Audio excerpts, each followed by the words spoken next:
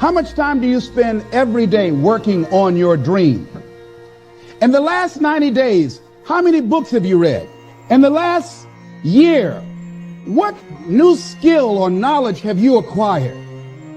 What kind of investment have you made in you? You don't want it badder than you want to party. You don't want it as much as you want to be cool. Most of you don't want success as much as you want to sleep. Some of you love sleep more than you love success. And I'm here to tell you today, if you're going to be successful, you gotta be willing to give up sleep. There is no shortcut. There is no hack. There's no sweatless solution. You're gonna have to work. There is always weakness to work on. Always. A lot of them. Why would we allow ourselves to make easy excuses? Why would you allow that? Are you going to make today count? Because that's all you can control. And that's all that matters. It doesn't matter where you start, guys. It doesn't matter what talents you're born with. It's about where you finish. And this race isn't over. It's not over. You could still come in first in the marathon. But you gotta start today.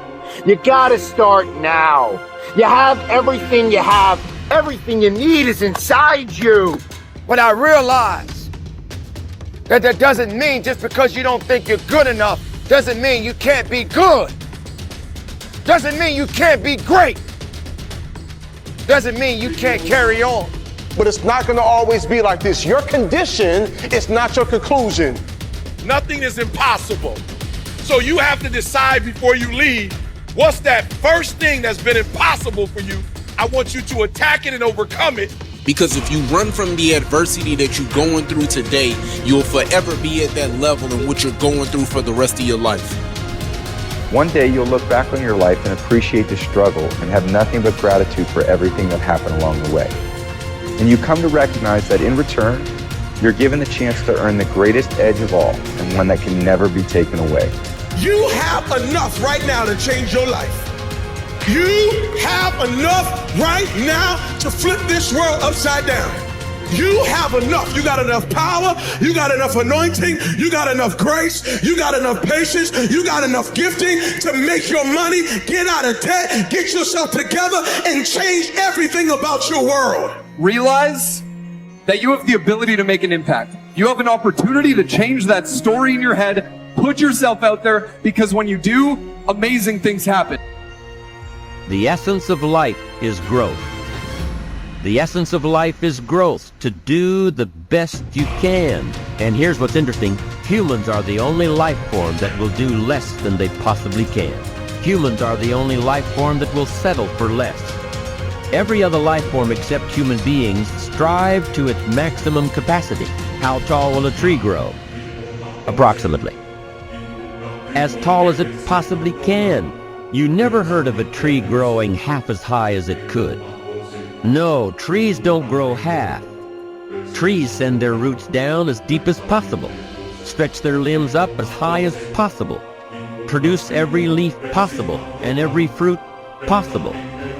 As a matter of fact, you never heard of a human physically growing half. We keep growing until we're done. Now that's a part of life we can't control. It's genetically coded. And that's probably why we keep growing till we're done. Because we can't control that part.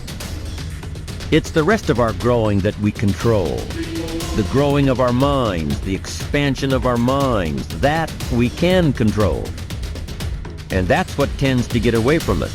All life forms inherently strive to their max except human beings. Now, why wouldn't human beings strive to their maximum possibility? Here's why. Because we've been given the dignity of choice. It makes us different than alligators and trees and birds. The dignity of choice makes us different than all other life forms. And here's the choice: to become part of what we could be, enough to get by, or to become all that we can be. My best advice for you is to choose the all. Earn all you can, make all the friends you can, read as many books as you can, develop as many skills as you can, see as much as possible, do as much as possible, make as much fortune as possible, give as much of it away as possible. The max. There's no life like it. I'm telling you, once I got on track, I've never looked back. Pick up the challenge. Go for it. Take the best of the two easies. Take the route of it's easy to get ahead. It's easy to do all you can. It's easy to succeed. It's easy to have financial freedom. The more you do, the more you get. See, if you're playing it safe, you're not going to win. If you're playing it safe, like that old saying, you know, you were taught when you're a little girl, better to be safe than sorry. Well, that's a bunch of crap. It's not better to be safe than sorry. It's by trying things that you figure out how far you can go. You got to get outside the box. Like it's reported, Edison tried 3,000 ways before he built the incandescent light. He said he didn't fail 3,000 times. He said there was 3,000 different steps to building a light bulb. Well, there's different steps to get to where you're going. And I really do treat winning and losing exactly the same. I do not let it upset me. Do you think that's a big part of why you're so successful? Well, it's part of why I enjoy it. Yeah, I think it is, because I'll try anything. Like if I'm into an idea, the idea of losing never enters my mind. See, I have worked with giants. I had the good fortune of working with Sir Edmund Hillary. He was the first man to stand on top of the world. And I worked with him on 3 different occasions.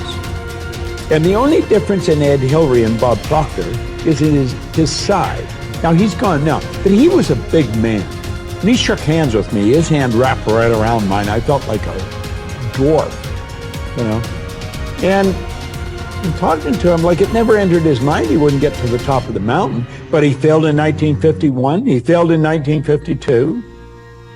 It wasn't until 1953 that he got to the top of the mountain. You know, people had died for centuries trying to do that.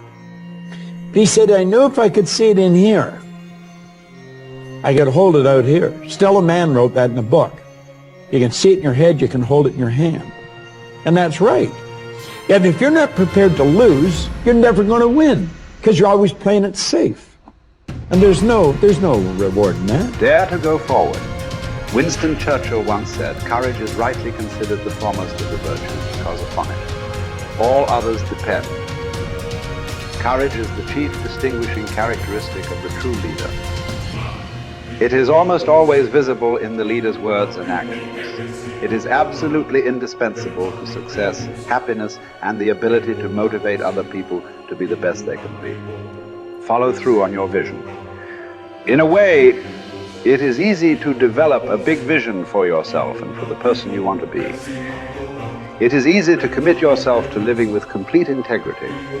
But it requires incredible courage to follow through on your vision and on your commitments. You see, as soon as you set a high goal or standard for yourself, you will run into all kinds of difficulties and setbacks. Refuse to compromise. You will be surrounded by temptations to compromise your values and your vision. You will feel an almost irresistible urge to get along by going along.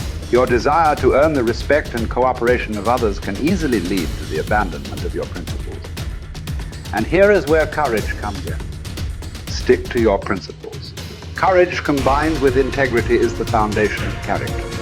The first form of courage is your ability to stick to your principles, to stand for what you believe in and to refuse to budge unless you feel right about the alternative.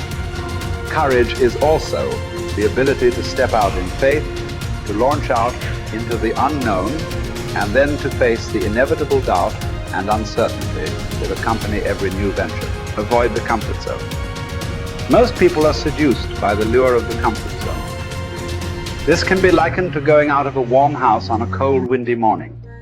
The average person, when he feels the storm swirling outside his comfort zone, rushes back inside where it's nice and warm. But not the true leader. The true leader has the courage to step away from the familiar and comfortable and to face the unknown with no guarantees of success. It is this ability to boldly go where no man has gone before that distinguishes you as a leader from the average person. This is the example that you must set if you are to rise above the average.